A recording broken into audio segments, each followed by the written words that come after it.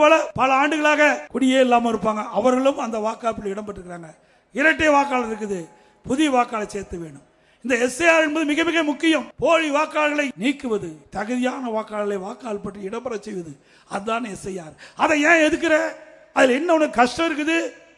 ஆளுங்கட்சி திமுக கட்சி, ஆளுங்கட்சி சேர்ந்த அரசு அதிகாரிகள் தான் இன்னைக்கு வீடு வீடா வர்றாங்க.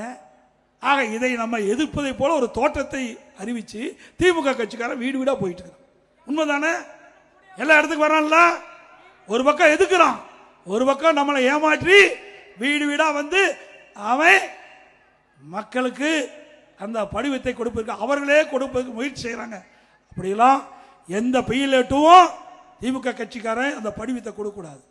பிஎல்ஓ இன்றைக்கு மாவட்ட நிர்வாகம் தேர்தல் ஆணையம் ஒவ்வொரு பூத்துக்கும் ஒரு அதிகாரி நியமிச்சிருக்கிறாங்க. அவர் தான் படிவத்தை கொடுக்கணும். வாக்காளர்கிட்ட பூர்த்தி செஞ்ச பிறகு வாக்காளர்கிட்ட பெற வேண்டும். இது முக்கியம். நம்முடைய நிர்வாகிகளும் பொதுமக்களும் அதை முறையாக பார்த்து கொள்ள வேண்டும். இல்லாவிட்டால் தில்லுமுள்ளு செஞ்சு நமக்கு விழக்கூடிய வாக்குகளை வாக்காளர் பட்டியலிருந்து எடுத்துருவாங்க. அது இடம்பெறாத ஒரு சூழ்நிலை உருவாக்கிடுவாங்க. அதனால எஸ்ஐஆர் என்பது மிக முக்கியம்.